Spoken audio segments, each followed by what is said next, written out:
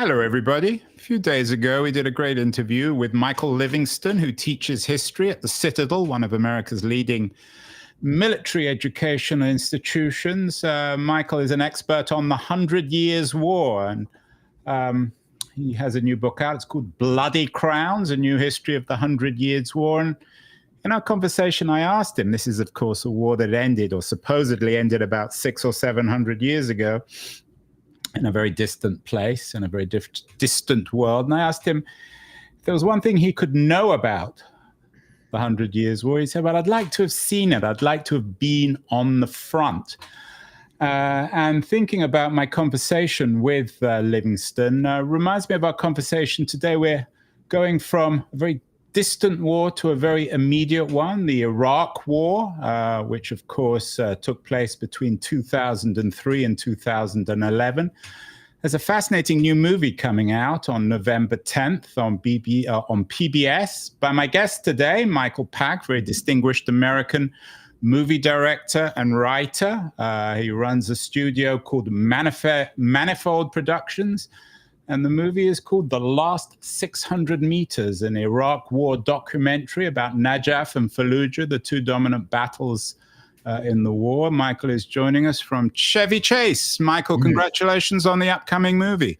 Thank you very much, Andrew.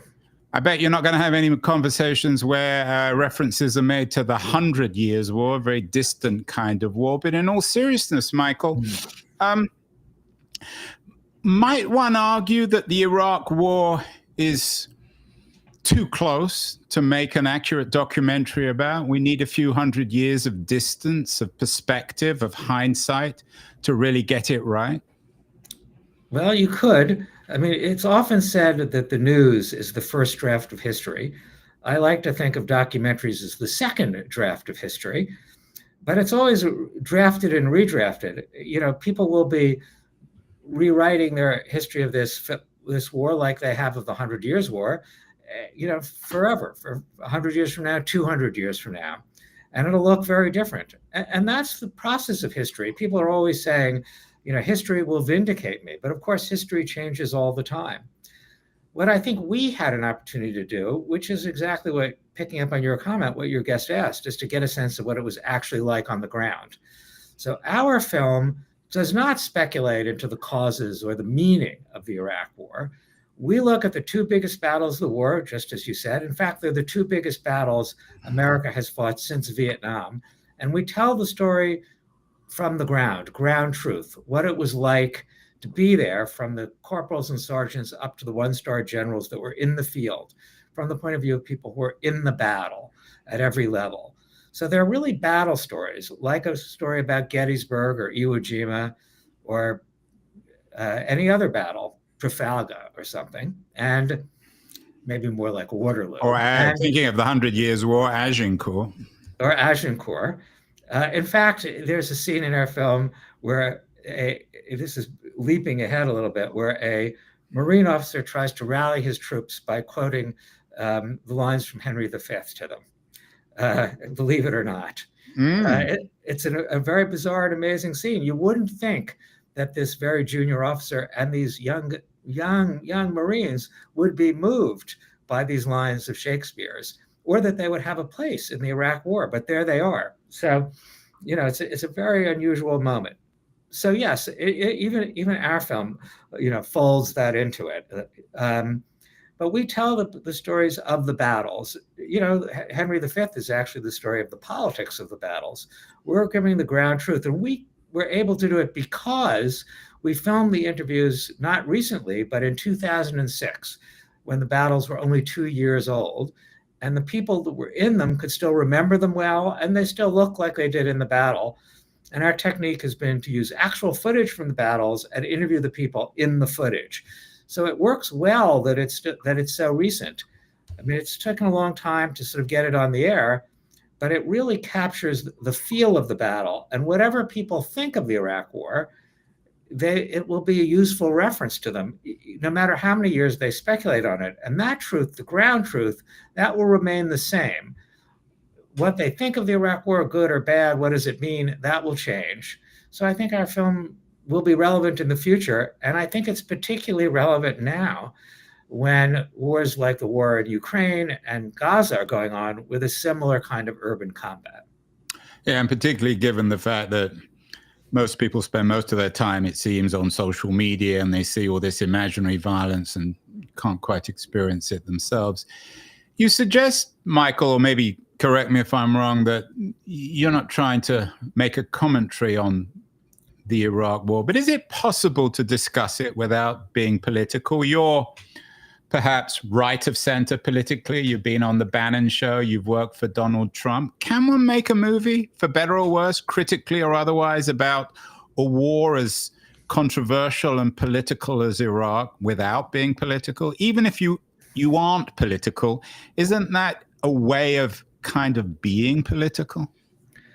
Well, I think you're right, Andrew. I myself have strong political views, like most people. I promised the Corporation for Public Broadcasting, my principal funder, that it would not be political. But it's political in the sense that you see decisions in Washington having an impact on the people at the tip of the spear. First, you may remember the first Battle of Fallujah began when 4 Blackwater contractors were killed, burned, dragged through the streets of Fallujah, then hung from a bridge. And that image caused Washington to decide that the military had to clear out Fallujah. And they went in, and negative publicity about that battle caused them to pull out and hand it over to insurgents who ran it for 6 months until they had to go in again. And while the insurgents were running it, it was just a safe haven for Al-Qaeda fighters and an arms depot and a scene of torture and even beheadings. So, yeah, the politics flow through the film, but without comment, and we see simply how the soldiers and Marines have to deal with them. So I would say, on the case of it not being political, when it was in the first draft of the film, when we showed it, when the Iraq War was still hotly debated, people who were very big proponents of the Iraq War, like Richard Pearl, loved the film. And people like Steve Bannon, who were opponents of the Iraq War, also liked the film, and they both felt it justified their political views. So I think that's a testament to the fact that the film portrays the events on the ground fairly, and you can interpret them as you will. What are your politics on the Iraq War? Were you in favor of it? I think my views mirror a lot of the public. I was initially in favor of it, but I came to see it as a waste. Although I believe that one of the things that condemned the Iraq War to be such a waste of resources was this conflicting political demands. Our goals were not clear.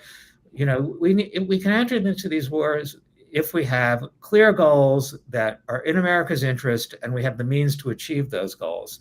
We had goals that were themselves shifting, were beyond our capacity to do. And I think that made for an unwinnable conflict. So I share the public's eventual disenchantment with the war, but I was initially in favor of it. I was convinced by the weapons of mass destruction's argument. I mean, I'm not any smarter maybe than the general public in America. I don't claim to be a military expert. So those are my views on the war. You've compared, you compared 600, the last 600 meters in terms of the fronts of Najaf and Fallujah with Gettysburg and Iwo Jima, maybe even Agincourt. If it isn't a political film, if it's just showing troops in action, what will people learn? Are the lessons Shakespearean? Are they tragic? Are they heroic? I think they are both heroic and tragic. And I think those things often go together. Some person, I think it might have been Stanley Kubrick, someone once said every war film is an anti-war film. And that is a true statement. On one hand, you see the heroism and valor of these young Marines, and they're mainly Marines, but Army too, and Special Forces. You see their valor. I mean, in one case, Hell House at the end of the Second Battle of Fallujah, they're clearing the city house to house, street by street, and one group of Marines are pinned in this house in crossfire, and another group of Marines have to cross that kill zone 4 times under intense fire to rescue them. They don't all come out unscathed, and you see their heroism. But I think you also see the horror of war. I mean, one of our tanker Marines talks about the smell of Fallujah, the Second Battle of Fallujah. You know, the corpses rotting and the charred bodies, and how it still haunts his nightmares. So it's heroism, but you kind of see the struggle of war and the tragedy of war, and you see its impact on the people of these cities. So it's a mix that I think reflects the reality of modern warfare. What do you show of the people, and indeed even of the other fighters? Does the last 600 meters, is it an Iraq war documentary pretty much about, from the American, if not the American ideological perspective, with the camera on American? Yes, the camera's on Americans. So you see the impact on others as these Marines enter these houses or do things. You see them there as bystanders. In some, I think there are some very evocative photographs by a brilliant combat cameraman named Lucian Reed, poetic, I would call them, of the Iraqi population responding and kind of dealing with the wreckage after these battles. Wreckage, I might add, not just caused by the American forces, but caused by the insurgents as well.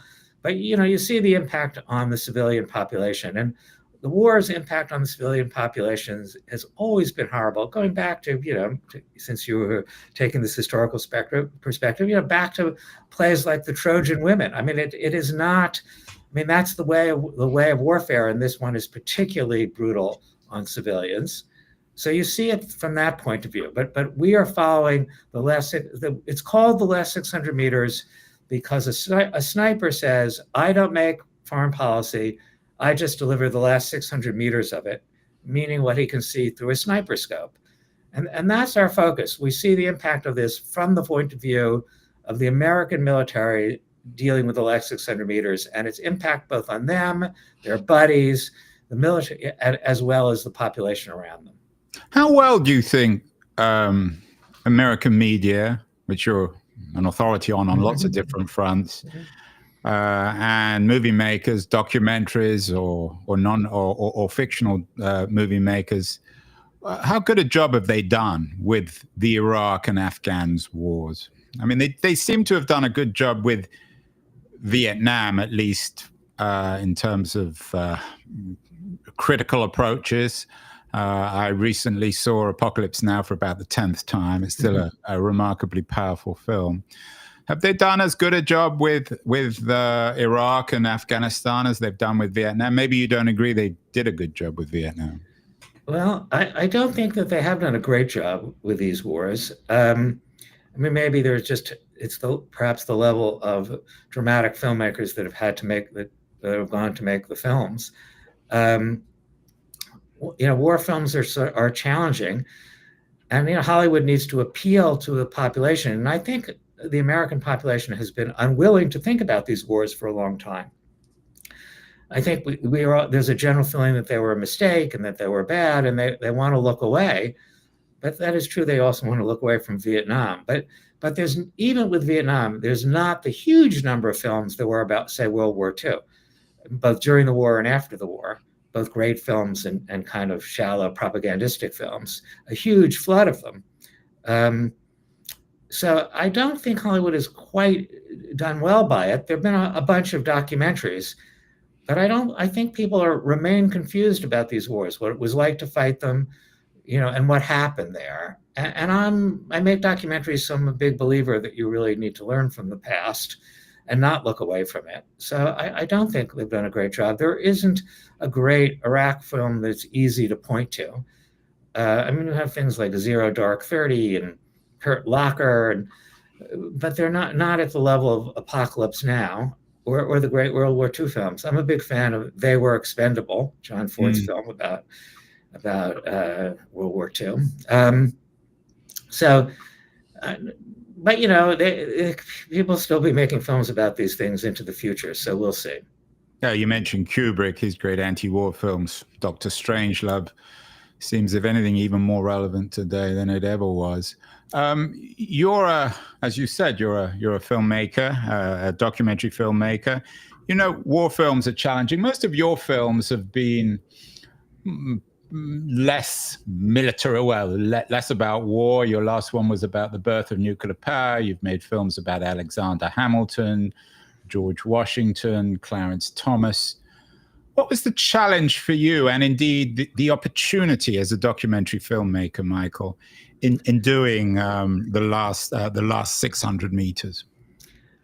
Well, I often say that there are two kinds of artists and filmmakers. People who like to make the same film many, many times over, maybe in a different setting. I like Ken Burns's films, but they all have the same style. I've really tried in my career to tackle different kinds of subjects in a different sort of way. So this was an opportunity to deal with what was then still ongoing. So, as I mentioned, I shot these interviews in 2006. So it was a chance to sort of deal with something that was ongoing in terms of multiple first-person testimony. My film about Clarence Thomas was also all first-person testimony, but from one person, from Clarence Thomas. This was a chance to make a collage of first-person testimony combined with footage from the ground, that had been shot by our interview subjects in some cases, and bring that to an audience. So it was a challenge, a different sort of filmmaking challenge, and then it's always, you know, exciting to wrestle with these big issues like war and what it's like to be in war. Yeah, I made a documentary film a few years ago called How to Fix Democracy, and we're actually doing a follow-up next year. I know how difficult it is on the economic front. Business model is very challenging. How did you finance the last 600 meters? I know it's being distributed on PBS, but I assume this isn't financed by PBS, is it? Well, its principal funder is, in fact, the Corporation for Public Broadcasting. Not quite PBS, but public broadcasting. As you say, we've done 15 films. They've all been broadcast on PBS, one on TLC. But this one was principally funded by the Corporation for Public Broadcasting. And we finished a version of the film in 2008. As I mentioned, we shot the interviews in 2006 when the soldiers and Marines could still remember the battles and were the same age as they were in them. We finished it a few years later, and PBS initially declined to broadcast it. They said it was too pro-military, which I don't actually think it is. I'm not sure how terrible that is. And for many years thereafter, we begged them to put it on the air since they had principally funded it, and two foundations as well.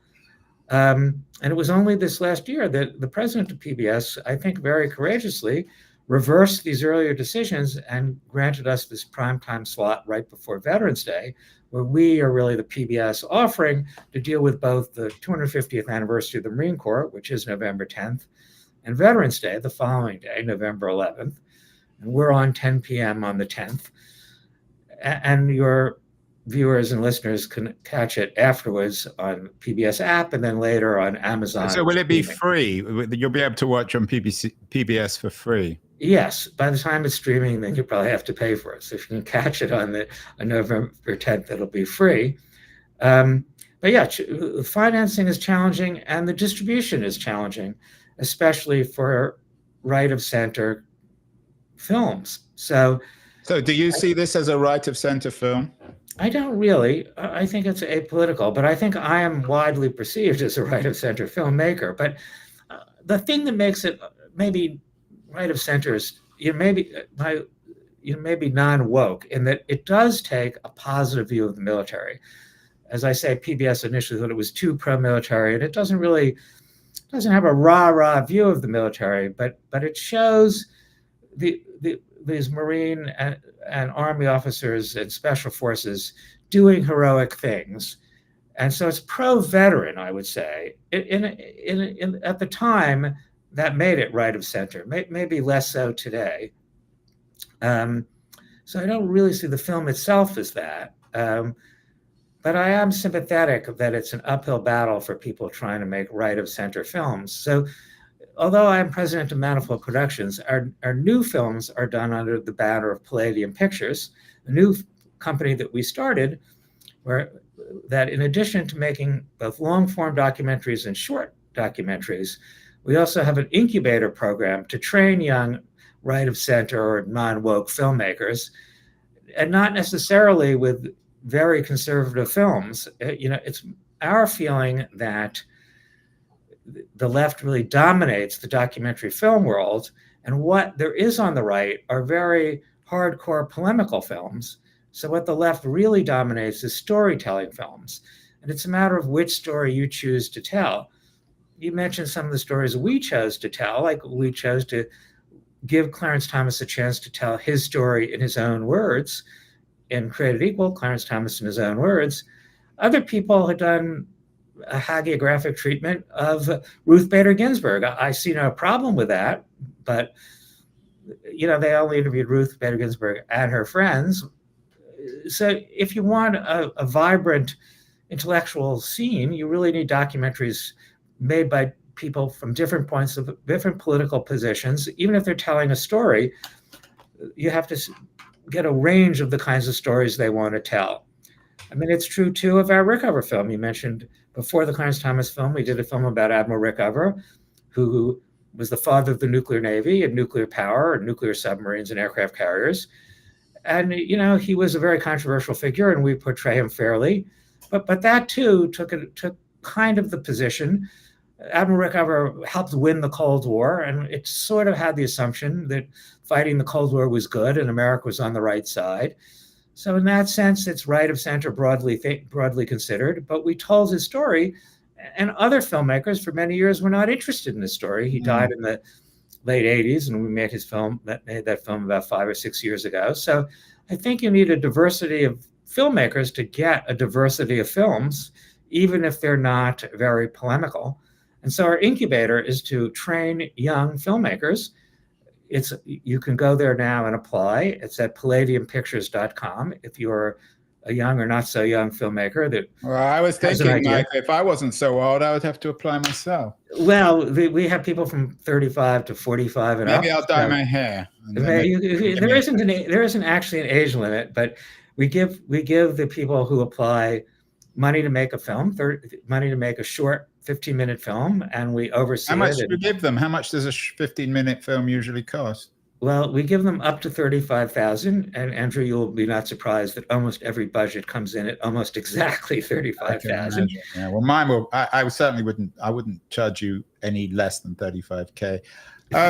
In all seriousness, Michael, it seems like some issues actually change. I mean, you talked about right of center. You were at least a Trump guy. You're close to Bannon, so you're certainly not on the left of American politics. But some issues like nuclear power, which began as quite a right of center issue, now has become a left-wing one. I mean, I've done a number of shows recently with, seems to me at least, leftist activists who believe that nuclear power is the solution to everything. And in a way, could it be said that the same is true of war and American troops? That you could never have made this film after Vietnam, which is showing American troops in a positive light. But today, when last 600 meters come out, there'll be reviews that perhaps talk about you as a right of center figure.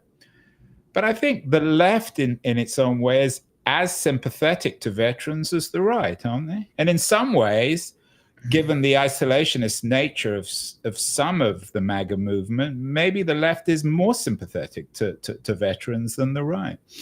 I agree with you that these issues change over time, and some, to take them in order, nuclear power. I think it's great that some people on the left are embracing it. I think it's long past time to do so. They were strong opposers of it, starting in the 1970s, of course, and the Rickover film deals with that. But yeah, if you're serious about climate change, and I am not a person super worried about climate change, but if you are, nuclear power is really the logical answer. It's taken them a long time to come to. Right, and that's the argument. It's very much the environmental left that's picked up nuclear power. I don't really see it that way. I think it's an alternative. I think the argument against nuclear power is that oil and gas are so cheap and plentiful, and the fracking revolution has made them even cheaper. I mean, I think it's good to have multiple sources. Nuclear power is a good one. oil and gas are good as well. And that is my view. But I think it's great that the left is coming to it. I think it's perhaps even more significant that China has taken the lead in nuclear power. I mean, they are building a huge number of nuclear plants and at much lower cost and much more modern than our nuclear plants, even though we developed the technology, as that film Rickover, The Birth of Nuclear Power, describes, still available, still streaming on Amazon. And we developed it, we created it, now China is taking the lead in it. So I think that we really should address that as a country. And I think you're right. Maybe now, 50 years later or even more, the time is right for that. And I think views of the military have shifted too. They always shift. Things like that shit come and go. And I think you're right that even the left now is, I would say, pro-veteran, and that might be one of the reasons why our film, which PBS initially declined 17 years ago, they have accepted 17 years later. So maybe the film is right for its current moment. So yeah, these things change. The challenge to me, I think, as a filmmaker, is not to make films that just reflect those shifting views, but tell the underlying story that remains true, whatever the shifting political opinions on top of that story. You talked about this film being financed by the Corporation of Public Broadcasting. In the first Trump administration, you were the CEO of the U.S. Agency for Global Media. As you know, it was a controversial time. I found an NPR piece suggesting that you left a trail of shattered careers at the Voice of America. You recently wrote a piece in the Wall Street Journal back in March of this year talking about how the Voice of America is broken and can't be reformed. I wonder, Michael, whether there's any contradiction between your skepticism towards government-funded media and the fact that this new movie you've come out with was funded by the Corporation of Public Broadcasting. Well, first of all, I'm not skeptical of the government supporting something like the Voice of America. I'm skeptical of the effectiveness of the Voice of America as it is conceived. I mean, that article in the Wall Street Journal called for a rethinking of what to do with international broadcasting and public diplomacy generally. I think a lot of these institutions in the government are broken and they need to be rebuilt from the ground up. They can't really be reformed by getting rid of the bad and keeping the good. And I try in that article to detail why, and I have a slightly more detailed take on it that I wrote in The Federalist. So I do believe the American government has a role in promoting American values abroad and countering propaganda from China, especially, and Russia and Iran and our enemies. I do not feel that is not a proper function of government. Whether the government should be funding public broadcasting is a different sort of question. But it's my view, really, that filmmakers, are right to take funding where they can get it. Just like I think I'm skeptical that we need a Department of Education, but I wouldn't say, well, we have a Department of Education, people shouldn't be trying to use its grants as effectively as they can. So I'm not sure that there is a contradiction. These are also complicated political discussions themselves. And by the way, I did get that grant 20 years ago, so things were a little bit different back then. What did you learn from your time in government? I mean, my sense with you, Michael, is that your great love is filmmaking. I mean, you may have done this for a bit, but what wisdom did you gain from it? If Trump called you again and said, I want you back in and you need to do this or that, would you do it? I would be reluctant to go into government, but I always say, and this was true, I've been in government 3 times, one under George H.W. Bush, one under George W. Bush, and once under Trump. And I would be reluctant to go in again, but if the president asked me to, then I don't think I would have really much choice. If President Biden had asked me to do something, I think I have to do it. They're the president of the United States. Fortunately, they're not going to look at little me and ask me to do something. I think I learned a lot. I mean, I make lots of films about politics and government, and it was really very different to be inside it. I mean, I learned a lot that helped me make my film about Clarence Thomas, for example. That was really the last one that we had broadcast nationally on PBS. We've done some more recent documentaries with the Wall Street Journal opinion section, which I'm happy to talk about. One about England, Britain, actually. But the Clarence Thomas one, because it followed his career and it tells his story in his own words, so it wasn't my opinion about him. It was his opinion, his retelling his life story, a complicated, colorful life story beginning growing up in Pinpoint, a Gullah-speaking area off the coast of Georgia, and then his father leaving, his mother taking him to Savannah, a period of dire poverty where he didn't have enough to eat. And rather than go to school, he'd wander the streets, and until finally she took him and his brother and brought him to her father, his grandfather, to raise, who gave him tough love and discipline and sent him to Catholic school. And Clarence Thomas thrived in Catholic school, only in the 60s to reject it all, to reject his Catholicism, to become sympathetic to the Black Panthers and radicals of the 60s, and then to go through a period where he would reject that and become conservative, end up working for Ronald Reagan and being attacked as a Black man working for Reagan, attacks that really culminated in his very controversial confirmation battle when he was nominated to the Supreme Court with the allegations of Anita Hill, and then finally his years in the court. So it's a complicated story, but it was easier for me to understand Justice Thomas's battles in his confirmation. I myself, my confirmation took 3 years and 3 months, kind of a record. I think I could understand it, having done it. So myself. You mean you only did it for about, what, 8 months? 8 months, right. So it's close to the record. They don't keep these records, but I think it's a record. So I don't think it's nice. I mean, I was really attacked by left-wing media, especially NPR and the Washington Post, but New York Times, everyone, as having done all this damage. But you can't accomplish much in 8 months, damage or not damage, unless you have a huge amount of power, which I did not. You didn't. You weren't photographed with a chainsaw with any president. I wasn't empowered to have that kind of access. That Are you rather envious? I know you've written about Doge. You're rather envious of the authority that Trump gave Musk, at least for a few months. I believe, to pick up that article that you just put on, I believe that Doge represented a possibility of cutting the government back to its constitutionally mandated structure, and that focus only on waste, fraud, and abuse was a missed opportunity. I really feel that there are other reasons that the administrative state is problematic. I mean, one is not only when it's wasteful, but also when they block what the president wants to do, whatever it is, whatever party he is, feeling they know more than the president. And finally, it is an unconstitutional branch of government. Even if they're doing the right thing, they're unaccountable. There are agencies that both effectively pass laws, regulations, then they enforce the laws, and they have courts adjudicating laws, all three functions of government, which James Madison rightly declared the very definition of tyranny. So, but by focusing only on waste and fraud, I think it was a bit of a missed opportunity.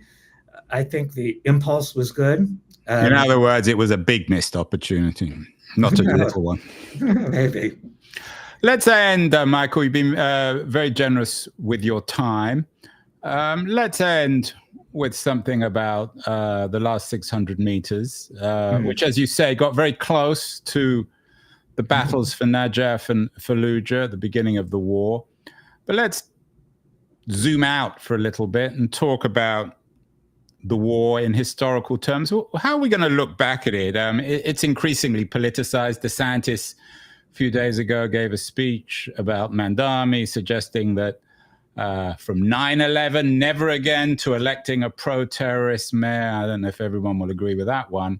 But clearly 9/11 and the images that we still remember from that day in September of 2001 still shape the early 21st century history of America. How are we going to look back at this in 50 years? Not just Fallujah and Najaf and the Iraq and Afghan war, but 9/11. What's going to be the conclusion of historians? I'm not suggesting we become Michael Livingston in 500 or 600 years, but in 25 or even 50 years, how are we going to look back at this period?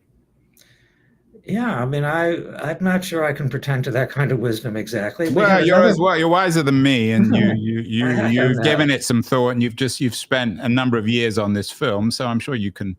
We have another film on these wars coming out as well. As I mentioned, we have a partnership with the Wall Street Journal opinion section to do short documentaries. Yeah. The first two are ready on their website at wsj.com/opinion docs.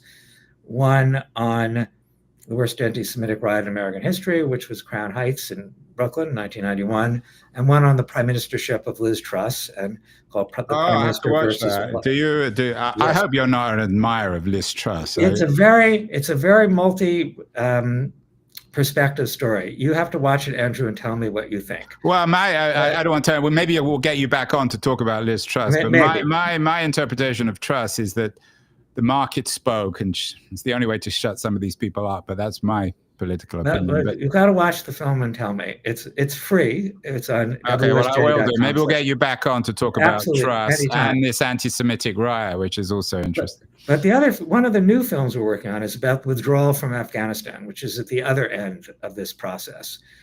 And I think it was a disaster, and we try to analyze the disaster. But these things are very complex, and I feel that they do represent the failure of American elites. In the same way that Vietnam did too. I mean, in a way that is a continuation. You started with that historical parallel. The people who managed the withdrawal from Afghanistan, Antony Blinken and Jake Sullivan and General Milley, and they are among the most talented and credentialed men in American society, yet they made many disastrous decisions after one disastrous decision after another. And so how does that happen? And the question is, what can we fight and win wars? And I think that's an important thing for America to grapple with now. How we look at it, I think, Andrew, like I say, people will probably shift in their views on perhaps on the whole global war on terror idea.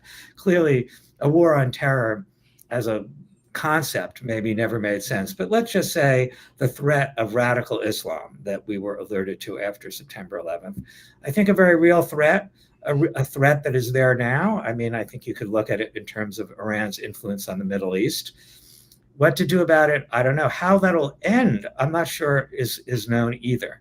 So perhaps it's still too soon to write the final chapter of that story about America and radical Islam. What was that famous Chou En-lai remark when I think Kissinger asked him at one of these meetings what he thought of the French Revolution, and he said, too early to tell. Well, it's not too early to at least look back at the American war in Iraq, especially the battles of Najaf and Fallujah, the last 600 meters. Michael Pack's new movie. It's out on November the 10th, the day before Veteran Day on PBS. So I think everyone should watch it. Congratulations, Michael, on the movie. And we'll get you back on. We'll do a Liz Truss